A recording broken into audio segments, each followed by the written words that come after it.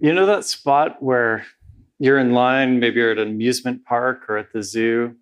You know how you stand in line for a good long time and eventually you make your way through all the queues and all the extra rooms of things and you get to the front of the line. You know how cool it is to be next? Isn't that really exciting to be next? You know what's really cool? We're next. We get to do this. Isn't that really cool? We get to do unit testing with .NET. And what's really fun is, that's my slide. Here's the part where I tell you that I'm definitely going to post the slides on my site tonight. But in this talk, there are no slides. We're going to live code everything.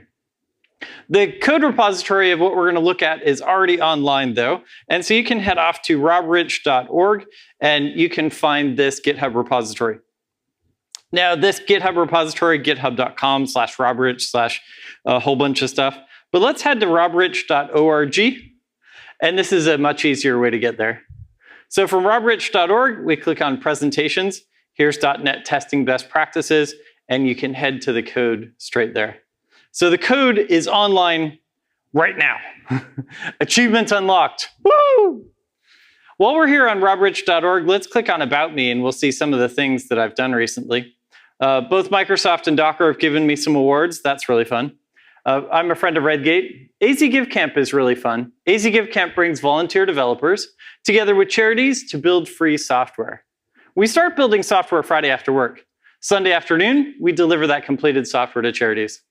Sleep is optional, caffeine provided. If you're in Phoenix, Arizona in the States, come join us for the next AZ GiveCamp. Or if you'd like a GiveCamp here in Sydney or wherever you traveled from, find me here at the conference or on any of the socials, and let's get a GiveCamp in your neighborhood too.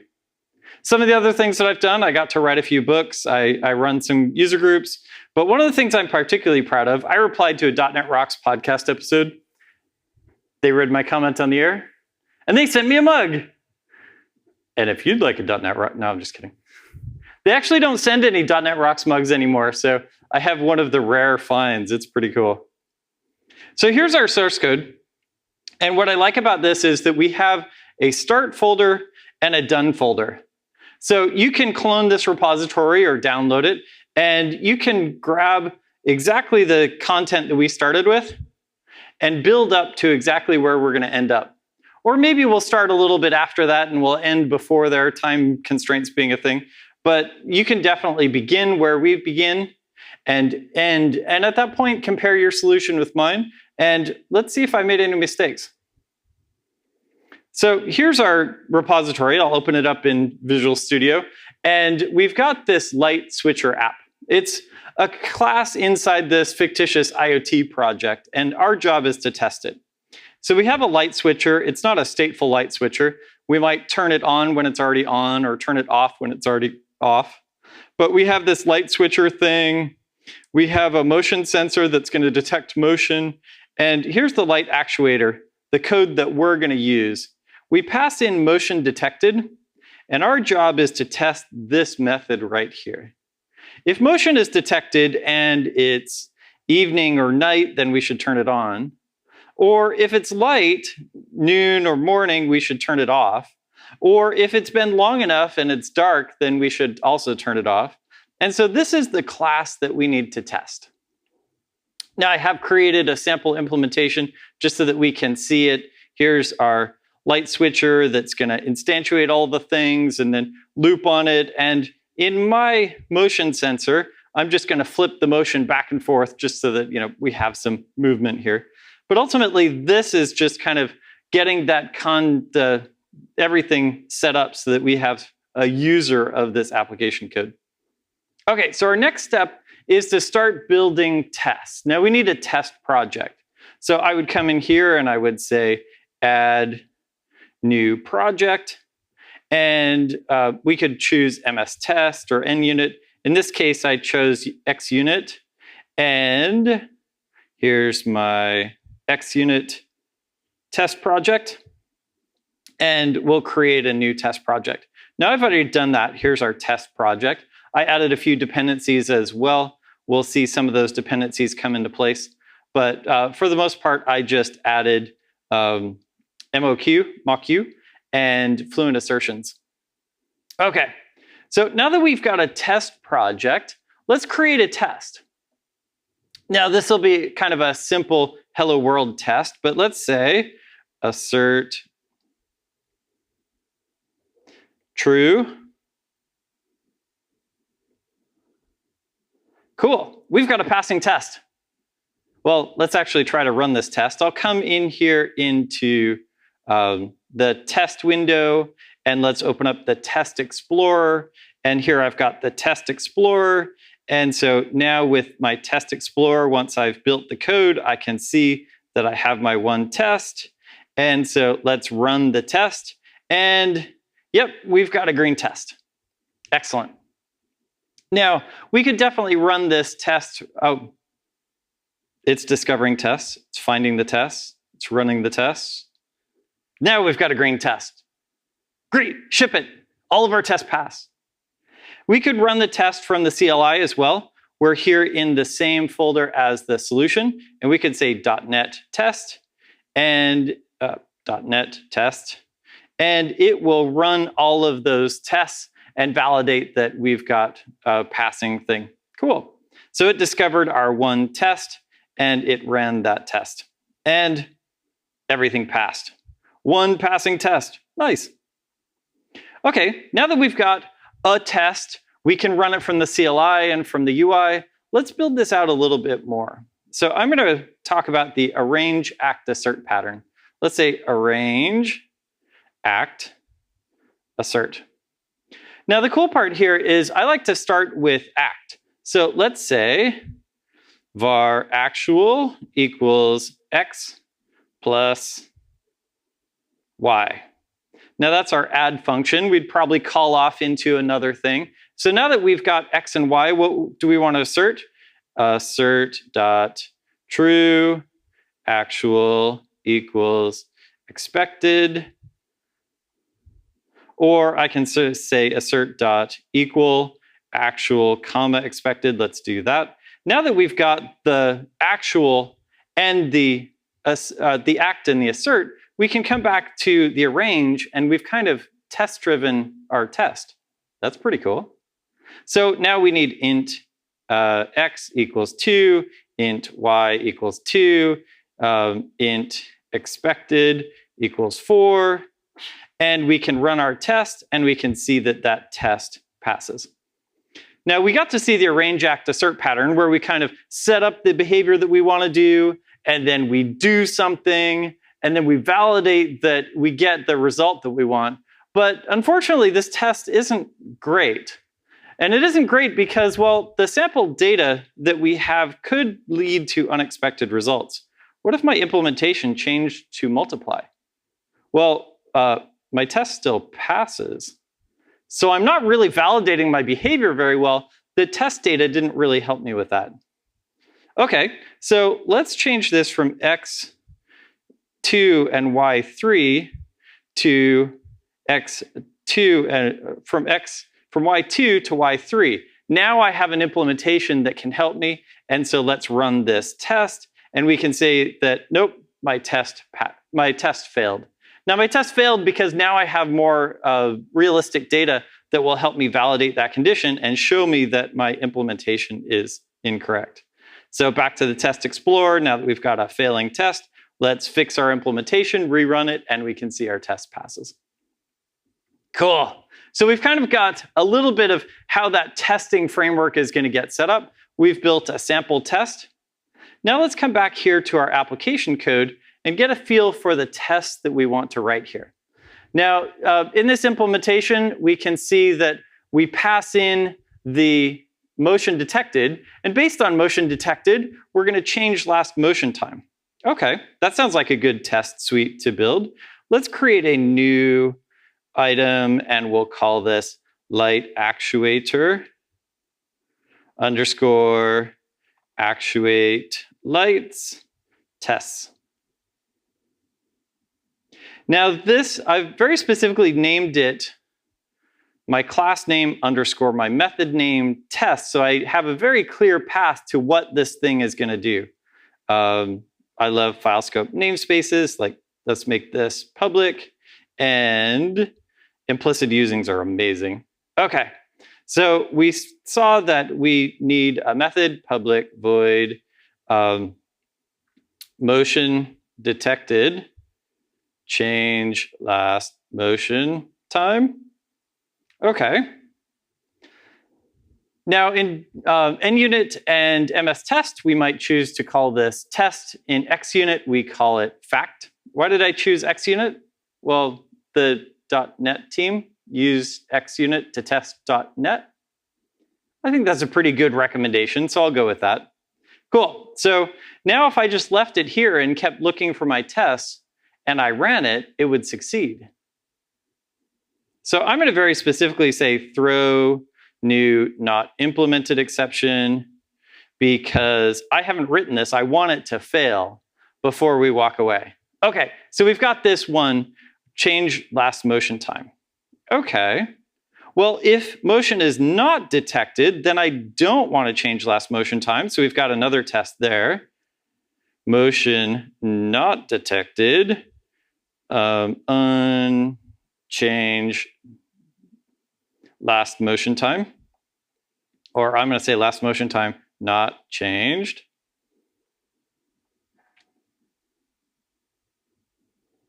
Cool, we've got those tests.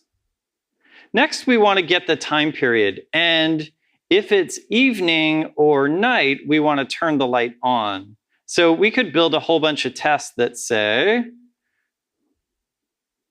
evening, turn on.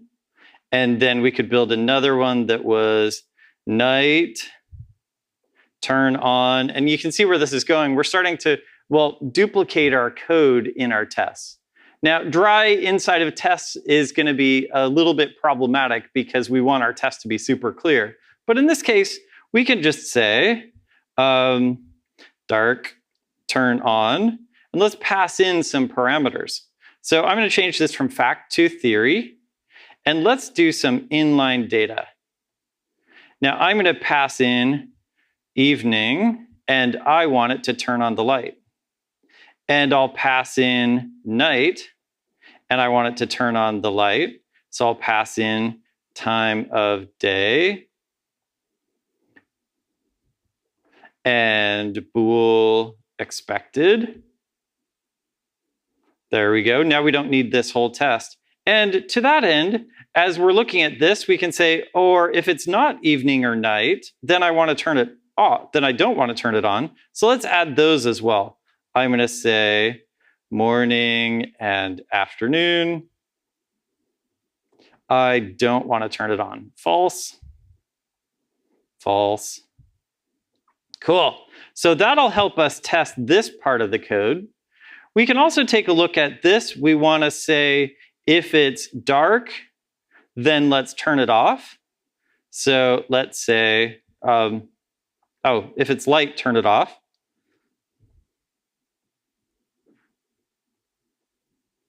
And in this case, we'll just flip our signs. False, false, true, true.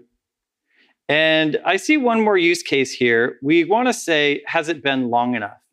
And so we'll want some tests there. We probably won't have time to build this. So if it's been long enough, turn it off. We'll need some tests there too. Cool. So we took a look at our code and we analyzed kind of all of the flows through the code, all of the scenarios, and we were able to build a test then for each one of those. Now we haven't implemented the tests, so towards red, green, refactor, I'm pretty sure we're gonna hit a whole bunch of reds. Let's run all of our tests and take a look at it. And, oh yeah, we've got a bunch of failing tests. That's awesome. Now that we've hit red, let's go for green. Okay, first up, motion detected last motion time. So we saw our arrange, act, assert pattern. Arrange, act, assert. So how do I want to act? Well, first thing is I need one of these light actuator doohickeys. So let's create a light actuator. And let's call light actuator.actuate lights.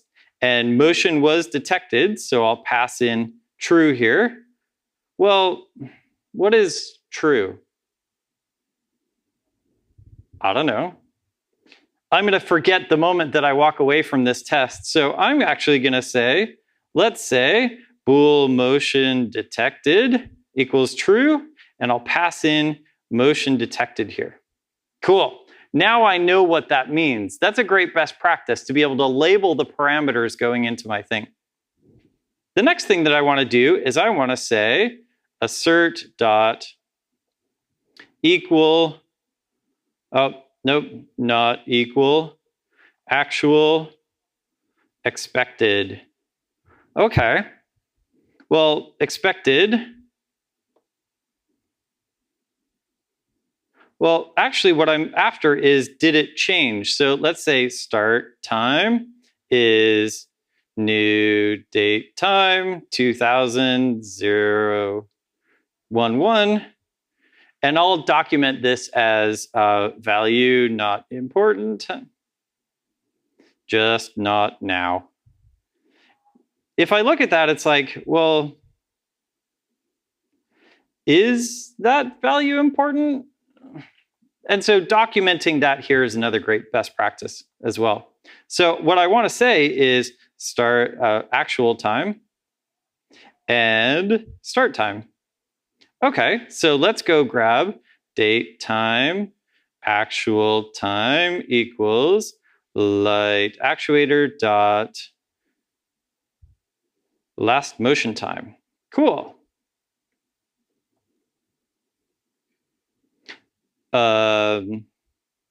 Build.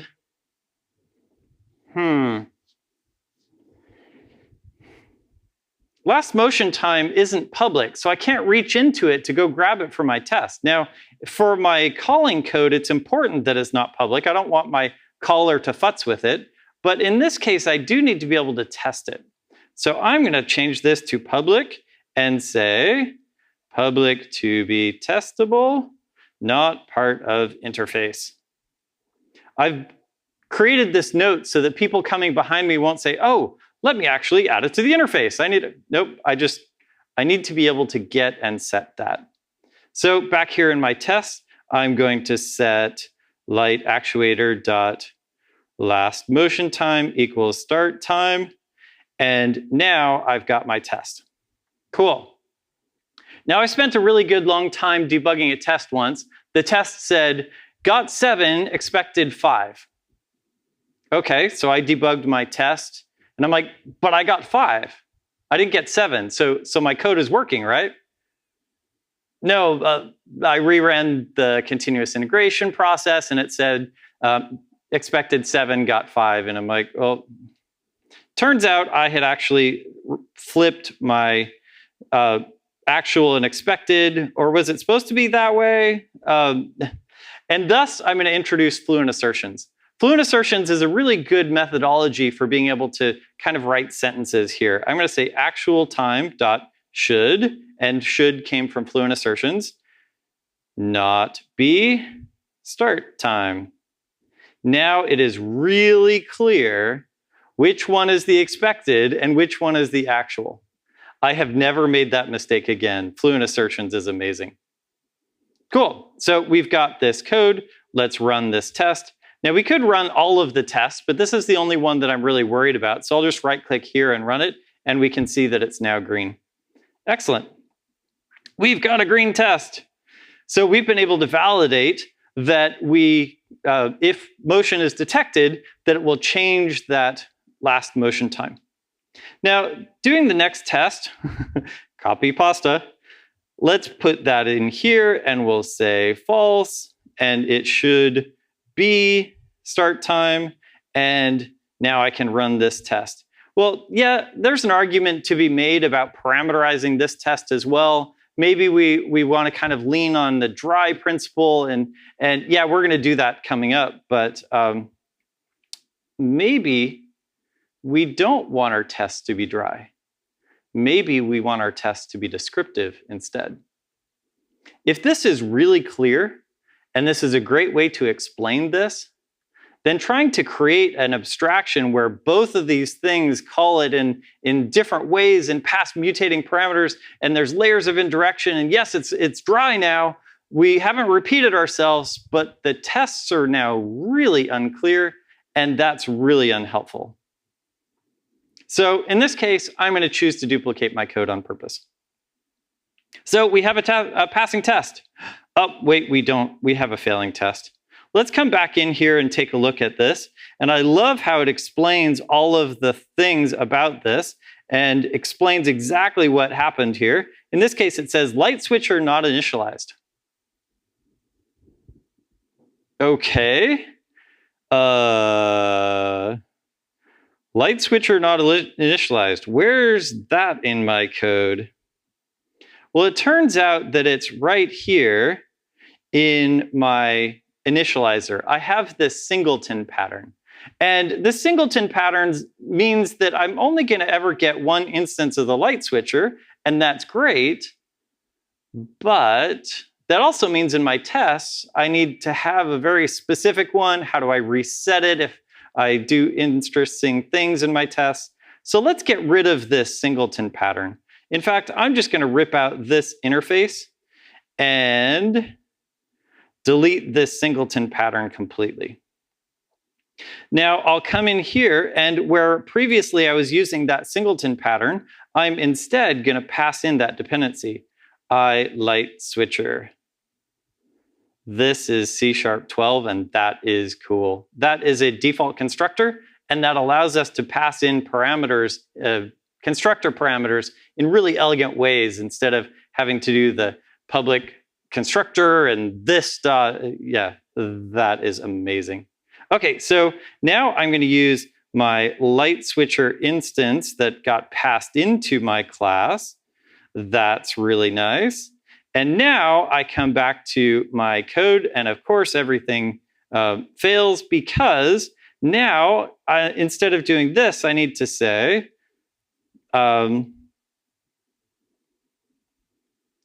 we're going to create an light switcher here, and we'll pass that into our light switcher there. And now we did need to, it can't depend from the interface anymore. And now our production code works again. We were able to refactor it a little to be able to pass in that dependency instead. And so we come back to our tests, and now our tests should, we get a compile time error. Now we get a compile time error because we need to pass in this dependency.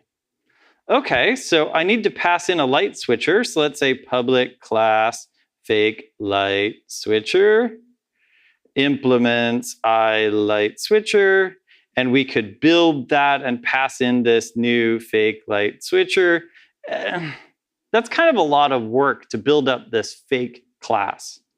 So let's leverage instead a mocking library. Now in this case, I'm going to use MOQ. We could definitely use nsubstitute as well. But here, I'll just create this new mock thing, and MOQ will then just go implement the interface, passing in whatever I need and returning default objects. So let's go do that. So I'm going to say I've got this mock of light switcher equals new mock, and I will pass that in. In the case of nsubstitute, I just pass in the object. In the case of MOQ, I actually pass in .object, the actual implementation, so that my interface is clean and it doesn't have all those extra methods on it. Okay, so I've created that mock, and I'll do the same thing here. And thank you, GitHub Copilot. And now let's build and run all of our tests. And we can see that now those two tests go green.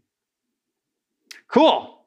So now we've been able to validate in our code that if we pass in light was detected, we will change the last motion time. And if we don't pass in the light detected, then we won't update our last motion time. Cool. Any thoughts or concerns? Any questions so far on the test that we've built or the testing methodology? Yes.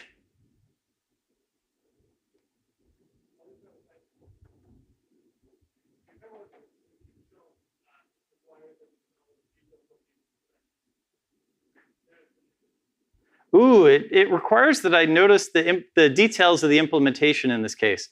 Yes.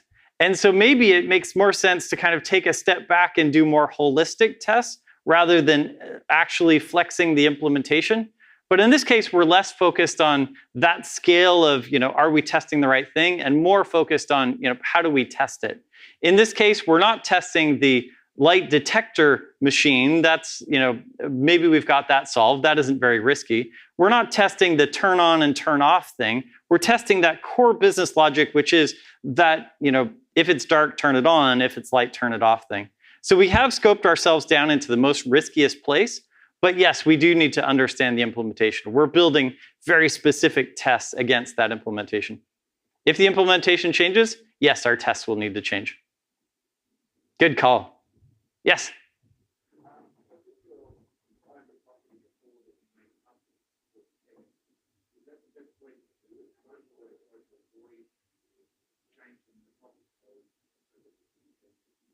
Yeah, good call. When we changed this application code to make it testable, is that the best way to do it? Might we find another way to do it?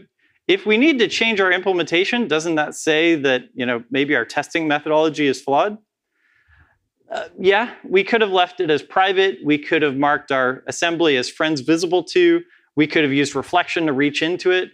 But in this case, our implementation was a little broken. And so making it public but not part of the interface was the easiest way for us to get at that property. Is that the best? Maybe. It's the simplest. Good call, though. If we need to refactor our production code before we have a good suite of tests, then that's a code smell. But usually, to be able to get good tests, we need to change something to make it more testable, especially in this case where testing wasn't involved in the design. Yeah, as we get better code coverage around this, as we get better scenario coverage, we'll be able to refactor this more easily without breaking it. So maybe we need some integration tests that validate that we haven't broken stuff as we change stuff to unit test it. Good call. Cool. Any other questions right here? Yes.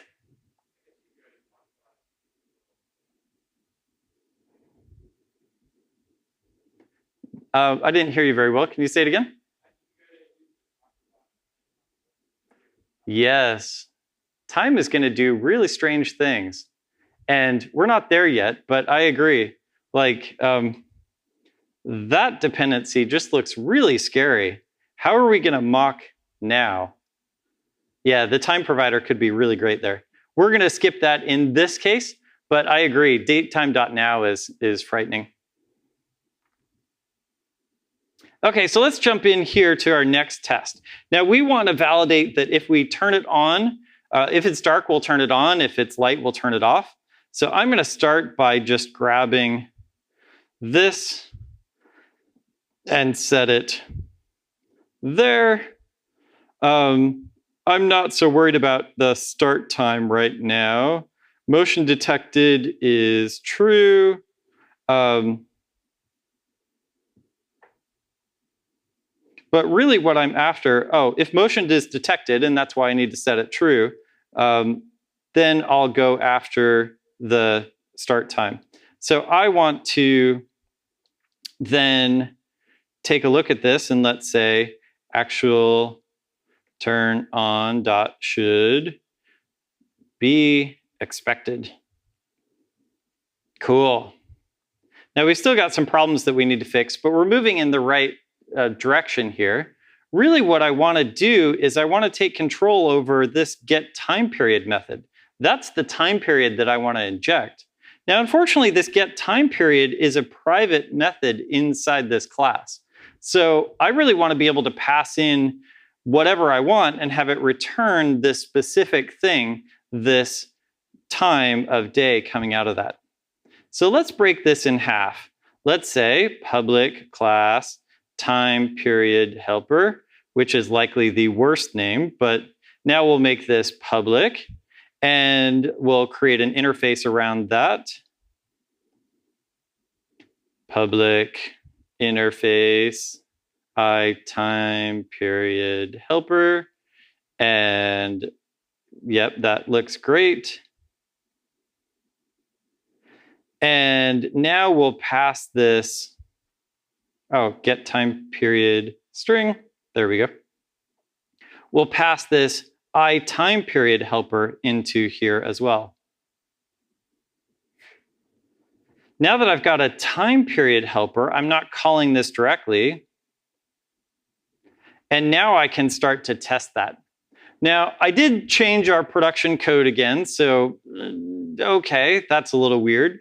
Now in our program.cs, we do need a time period helper, and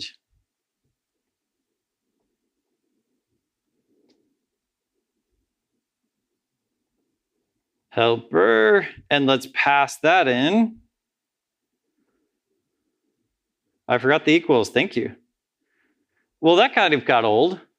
I'm kind of tired of like passing in dependencies and stuff. Don't we have like a doohickey, a dependency injector kind of thing?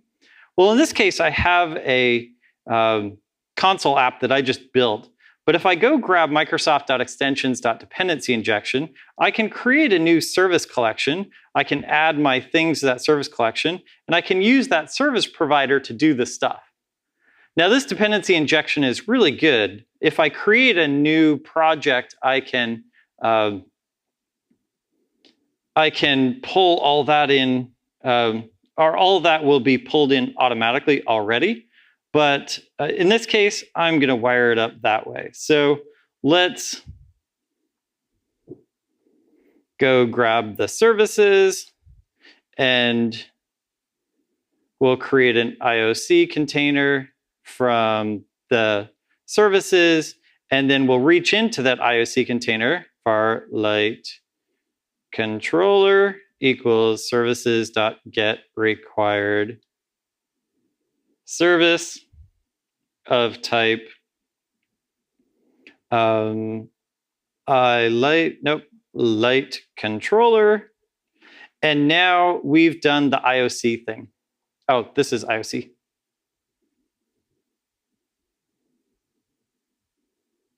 Cool. So we do need to register our things, register services. And in ASP.NET, this is called an app, but I'll leave it as IOC for now. And let's register some services. So I've got all the services that I've got. Here's a bunch of singletons. And now I've just refactored this, so I won't need to worry about the dependencies in my production app if I go change my application again. So yeah, I passed in 2 dependencies to be able to separate this thing, and now I can use dependency injection here. So let's come build our tests again. Now I need to go change all the tests again because I have a new dependency. Can we use dependency injection here in our tests? Well, we can. Here's a project called AutoMocker. And the cool thing with AutoMocker is that we can create an IOC container for our tests. Now, the cool thing here is that it will go invent dependencies for us in the same way it'll go invent implementations for us. We can just say, hey, I want one of these, and go fill in all the dependencies that I don't use. Okay, let's do that. So I'm going to come in here and I'm going to say, please go build me a AutoMocker. And I will then say to the AutoMocker, get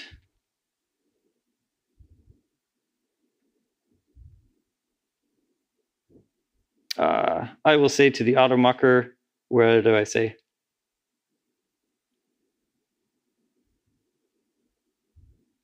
IOC dot create instance. There it is. Brain fart. go create me a light actuator and just go figure out the dependencies. Oh, hey, I can get rid of that mock that I didn't have to worry about now. That's cool. So let's do that in this test, and let's do that in this test, and let's do that in this test. And now I didn't need to set up any of those mocks myself because this test didn't need to worry about it. And if I get more dependencies later, that test won't need to worry about it either.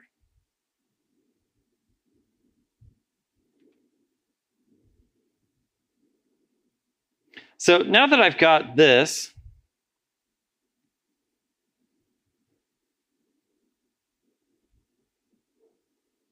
now let's come back to here, and I need to be able to inject in the time of day. So in this case, I do need a mock time period helper, well, an I time period helper. And yes, let's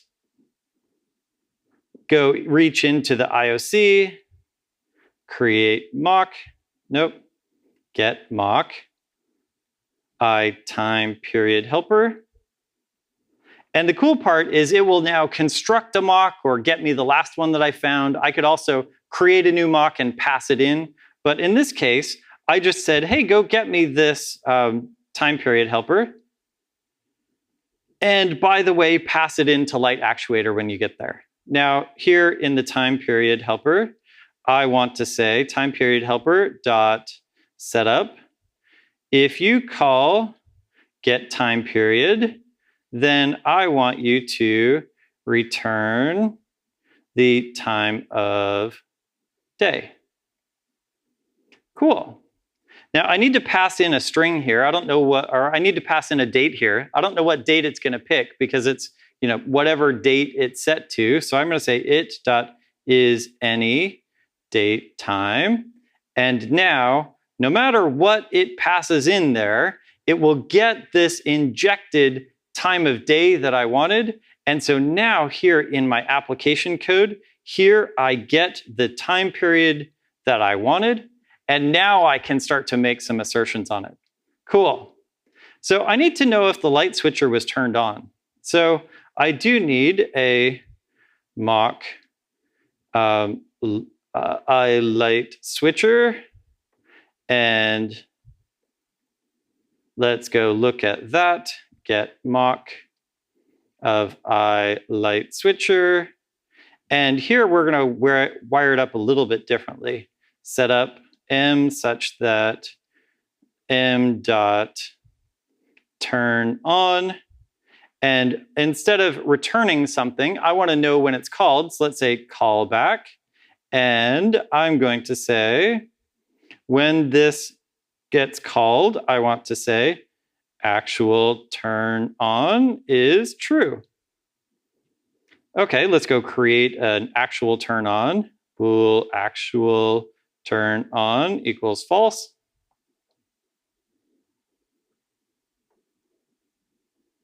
There we go. Oh, actually, I'll move this a little bit closer. There we go. So now we've got this set up where we're going to run through. Let's actually debug this because this will be really fun. I'll set the breakpoint right there. And let's debug this test. Debug test. I love that we can debug the test just like it was any class and start up our application and do what we need to do. So there we go. Motion detected is true. Let's instantiate our things. And then we'll get our light actuator. That looks great. Let's come in here to our actuate lights. Was motion detected? It was. What is our time period? Well, it's the time period that we got injected into ourselves. So in this case, the time period is night. Excellent. Okay, so if it's evening or night, then we will turn on. And now we're going to step into our fake, our mock. The callback, actual turn on, is now set to true. We're back in our method and we exit out. And now actual turn on is true and expected is true. And we have a passing test. That's cool. So we were able to create these mocks, these fakes, these stubs, we can argue about terminology later. We're able to create these fake classes that implement this behavior that we needed to control. But when we didn't need to control it, we could just let the IOC container for our tests figure it out. So let's run all of these tests. We'll run these 4 tests, and let's see if we can now validate if our turn on works as expected. And we'll see that turn on, all 4 of those tests now go green. That was cool. Any questions on the mocks so far? Yeah. Some more clarity on .callback. Yes. In this case, we said I would like to declare an implementation for this method. So when we call getTimePeriod, it returns this specific thing. In this case, turn-on doesn't return anything, so we can't get a returns method, but we do want to know when it's called. So let's create a callback here. So when you call that method, instead of doing nothing, call my method instead, just to tell me that it was called. Now, I could instead come down here and say light switcher dot verify called, something like that, and that would do kind of similar things. But I really like rigging it up here because debugging it just looks so cool. And so I can say, go take the value, if there was a value passed in here, then it would be made available there, and I could use that to take action or do any other thing there. So yeah, callback. When this fake class gets called, when this fake method gets called, then do some other logic too. Great question, thank you. Any other questions here on mocks?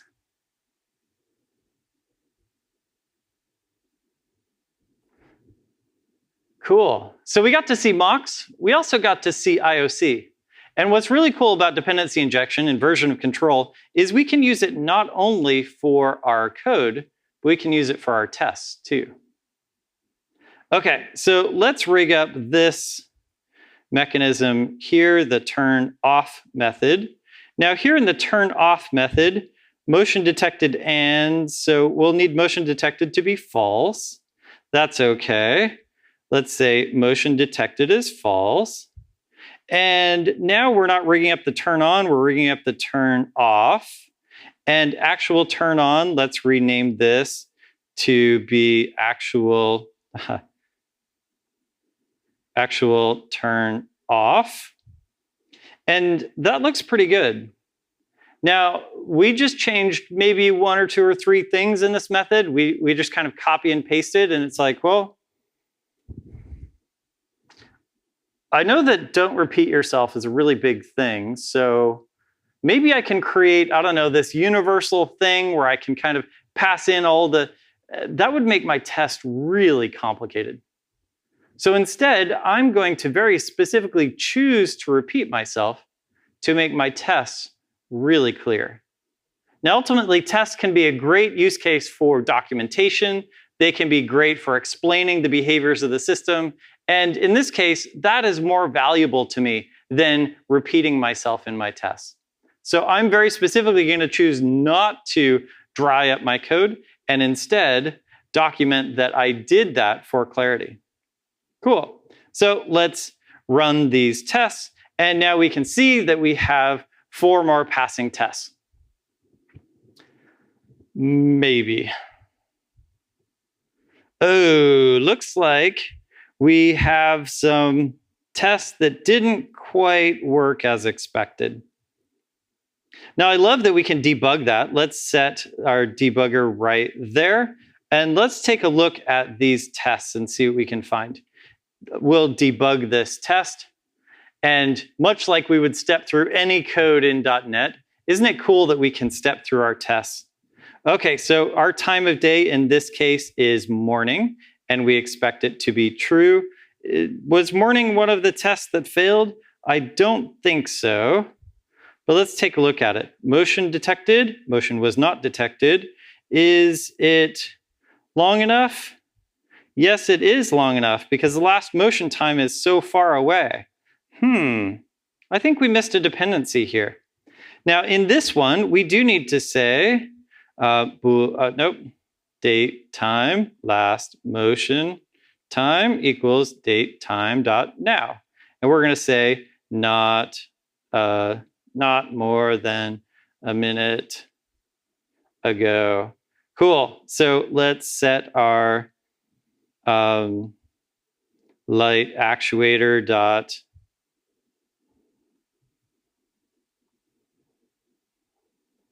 last motion time. And I'm very carefully documenting that the value is not important. Because someday I'm going to come back in here and go, well, should I have made that UTC now? Should I have made it a specific date? Why is this one setting it to date and not datetime.now? So yeah, to your point, this is where a time period helper would be really nice. I'm going to jump over that right now. But let's debug this. Let's run our tests and see if we now have more passing tests. Our test explorer tells us, ooh, yes, one of those 4 tests passed. We still have 1 failure.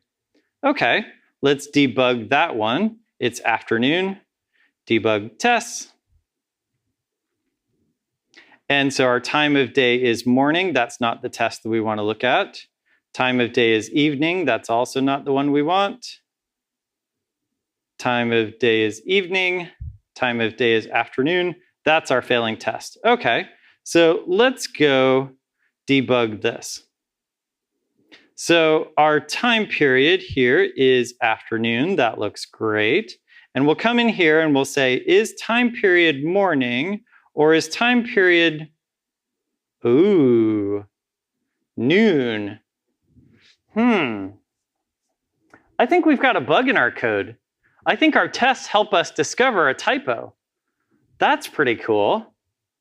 Now, we could definitely take a look at this and just go, well, you know, it's good. I'll just go afternoon, and then everything's fine, right? Well, what caused this failure? Well, what caused this failure actually was a magic string. So let's instead take a look at this magic string and see if we can build an implementation that doesn't use magic strings.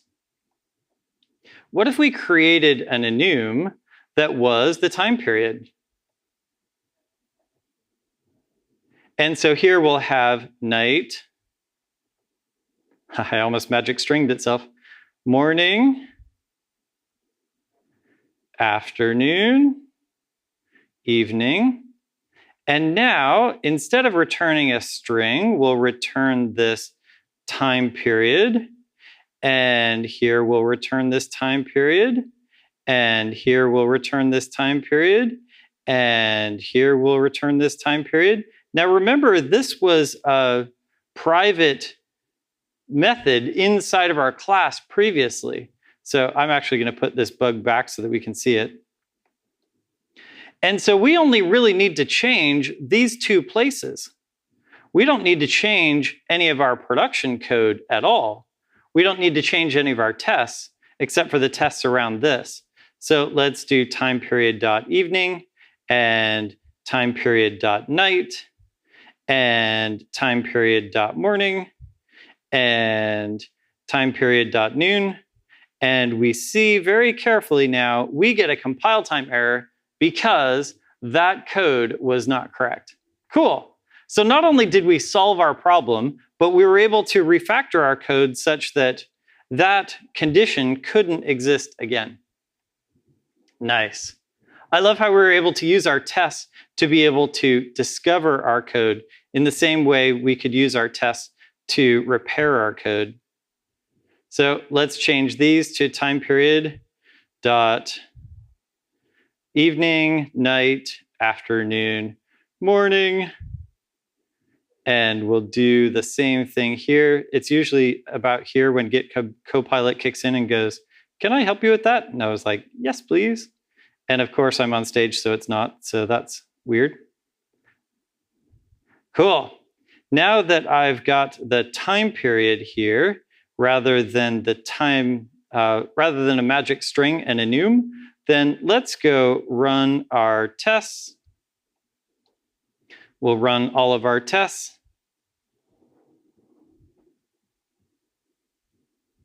And now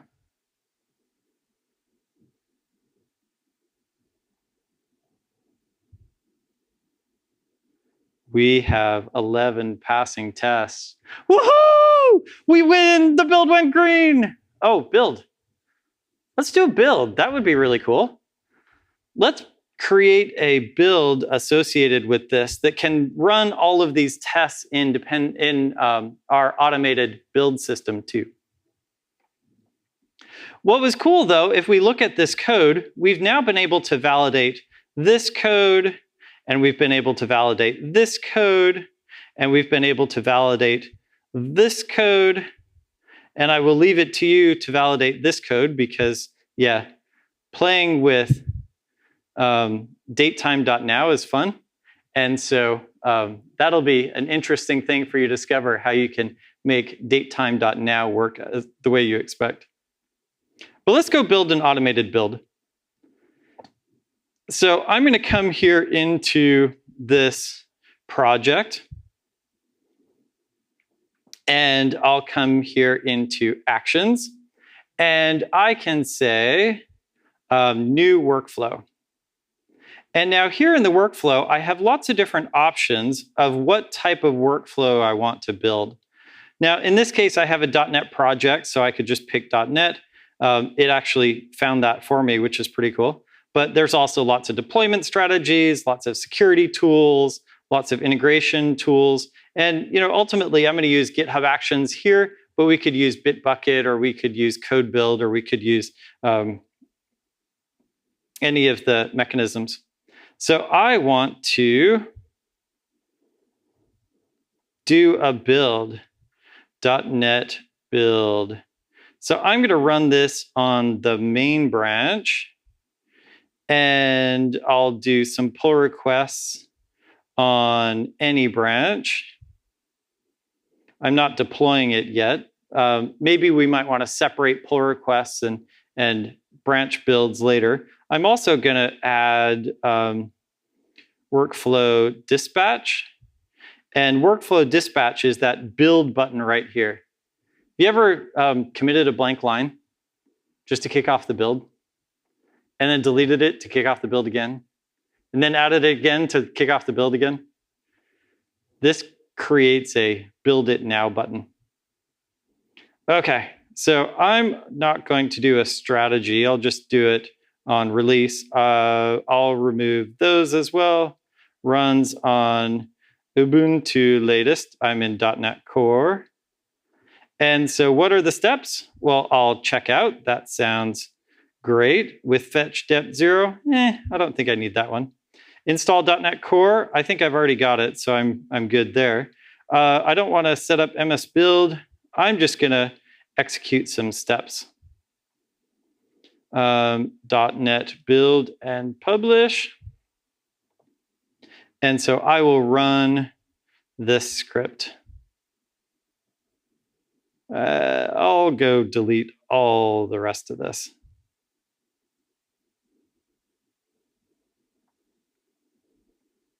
Oh, wow. It just keeps going. I picked the wrong template. Okay, cool. So now what are the things that we would do from the command line? Well, we would go like this. We would say .NET restore, and then we'd say .NET build. We'll build in release mode. .NET test. We'll also do this in release mode so we don't end up with one release build and one debug build. .NET publish to the dist directory or wherever we wanted to do it. And those are the 4 commands that we would run. So let's run them here in our DevOps pipeline. I'm going to say .NET restore, .NET build in release mode, .NET test in release mode as well, .NET publish in release mode to the dist folder. And now I can do publish. Now, in this case, I probably need to publish to, I don't know, my Raspberry Pi or cool. So I've got a DevOps pipeline, and this works out great. But now, how do I harvest the test results here? Well, I'm going to take a look at this. I can say .NET tests, and I can pass in a logger. In this case, I'm going to use the JUnit logger. Now, typically, we use JUnit to test Java code, but JUnit is just a data format. So, I'll grab that instead. So I'll .NET add package JUnit test logger, and I will pass in this logger results into all the things. The other thing I want to do is I want to harvest those results into a dashboard. So I'll come here into the marketplace, and I'll take a look at test reporter. And there's test reporter, and I can take a look at test reporter and how that might work. I can do cool things passing in the test results. So I'm going to go grab that and set that here. Now, one of the things that's important that we do in the test report is to run always. I don't want to have a failed test not publish the test result. That would really defeat things. And so I'm going to say, where is my path to the tests? And my report is JUnit. So let's actually switch over to the final workflow that we've got and take a look at how that works. So we have workflow dispatch. That's excellent. We have restore, build, test. There's that logger. We'll go grab the results, and we'll publish those to the dashboard. So let's go kick off this build. Now, this build is specifically running against the done folder, but if you start with the start folder, then you can do interesting things there. So let's come in here and we'll kick off the build. Run workflow. And now we get to see our dependency injection process. No, our build process. Cool. So here's our build pipeline. It's going to go restore all of our dependencies in all of our projects. It will run our build, determining projects to restore. Excellent. We've restored our dependencies. Now let's run the build. Did I typo something? Did I forget a semicolon somewhere? Is that pull request just truncating a line in an odd way? Nope, it looks like my build succeeded. And then I ran my test. Ooh, I have 18 past tests. That's excellent. We'll do our test report. And now if I come back into this build, I will see that not only do I have, and of course, the reporter is going to fail me. Not only do I have the build, I also have the test results. And so here I can see 18 passing tests. And here's each of the tests validating that they succeeded as expected. So that's really cool. We were able to not only build our tests, but we were also able to integrate them into our DevOps pipeline so that those tests will run on every build. Now, we did use a bunch of best practices here. We talked about the arrange, act, assert pattern. That gave us the ability to separate the pieces of our tests and maybe make our tests a little bit more legible. We used our tests to be able to validate our code, to validate that it works as expected. We were able to use our tests to even fake out things and refactor it to be more testable. And in particular, we were able to use our tests to be able to find bugs within our code. Do you like debugging? I don't like debugging at all. You know what's really cool about unit tests? We can debug our code by writing code. Writing code is really fun. I like to write code. I don't want to debug my code. So I'm going to step into the unit testing and I'll get to write some more code that debugs my code. Now it's fun. Now I'm really productive. I would invite you to jump into testing because I think it is really cool. The code for this this talk both the start and the done is up on GitHub right now, and you can get to it from robrich.org. Thanks for coming.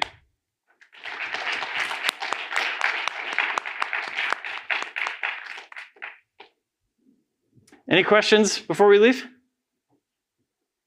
Yeah.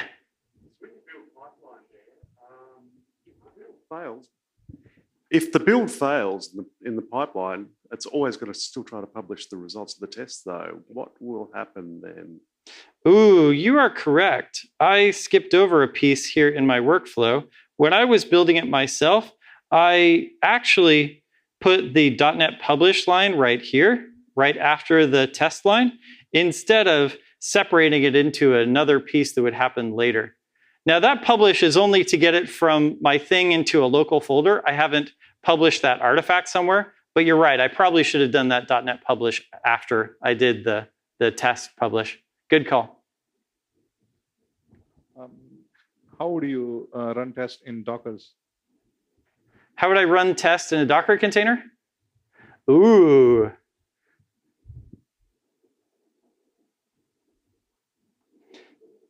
How would I run a test in a Docker container?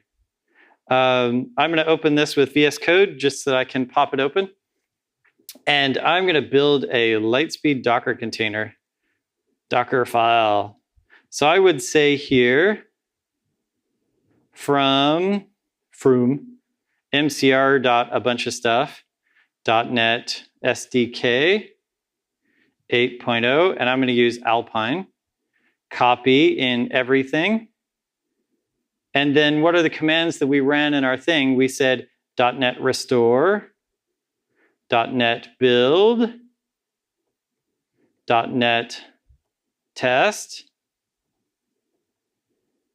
.NET publish. And to your point, we should publish our test results right here. So how do we turn those into Docker commands? Well, I need to run this one, and I need to run this one, and I need to run this one. And now I have run my unit tests inside of Docker. Yeah, this is straightforward. But how would you export it to the exporter, like in a? Yeah, how do I publish my test results? Right now, the test results are in my container. And so 2 ways of publishing test results. I could choose to map a volume into my container. I could choose inside my GitHub build to Docker copy that out of the container. Or I could, in here, make an API call. Some publisher.com my test results.xml. I could publish those off to a service that accepts them. Whichever way I need to, getting those, I find typically it's easiest to just map a volume into Docker copy the results out of that container. And at that point, secondary, I'll map a volume. But at that point, then I have the test results on the runner, and now I can publish them in the way that I typically would. Yeah, as a last resort, this works out really well. Great question, thank you.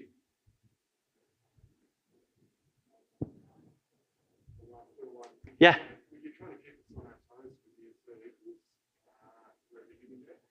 Was I trying to what?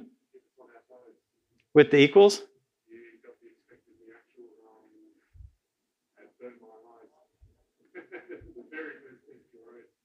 I got the expected and the actual wrong on the very first test. Yes. Yeah, the hello world. Yep. And that's why I use fluent assertions, because I get it wrong all of the time. I agree, it's burning my eyes too. And I'm like, yeah. It was a setup for fluent assertions.